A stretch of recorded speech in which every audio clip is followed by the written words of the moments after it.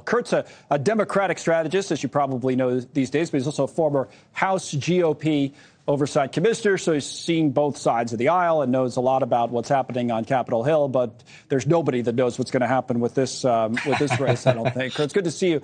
Let me go back to that point of Tom Emmer. There's 9 people in this race, and I think Joe's right that if you look at the leadership of the House, that Emmer's the senior of the group that's left. It would make sense that he would be someone that they might turn to.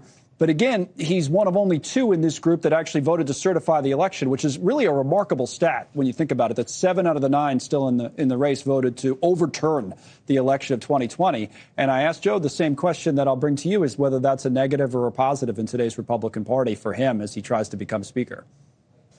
Now, it is kind of an extraordinary conversation as someone who came up as Republican, particularly in the aftermath of September 11th, that the party that was all about things like freedom fries and the Patriot Act, somehow now upholding a free and fair election is a negative potentially in a leadership race. Seems pretty backwards to me. I think the one thing about Emmer, I know that his allies have been pushing this line, that he also, while voting for the certification of the 2020 election, he also signed on to some of the litigation that challenged some of the elections and some of the states. And so they're trying to use that as a bit of a shield from the Trump world criticisms that have been coming. And it seems like right now that while Donald Trump himself is not weighing in publicly, and that, of course, can change at any second, there are those in Trump world that seem to have his blessing, at least behind the scenes, going after Tom Emmer. But think about how ridiculous that is, even just on the point of fact that we know what happened at the election, that Joe Biden won the election, but that the idea of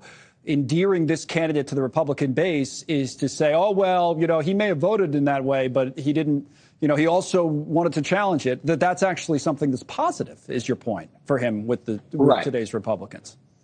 Right. And again, like, as this conversation unfolds with whatever ends up happening with some of these 9 people that are running, the fact that we've already had some members say they voted against Jim Jordan on the floor because he was an election denier. So when 7 of the 9 candidates for Speaker are said election deniers, I don't know how that math adds up. And we have seen time and again, Republicans have tried to distance themselves from conversations about the 2020 election because that's a political loser for them. Right. When all the attention is on that, they lost in the midterm elections.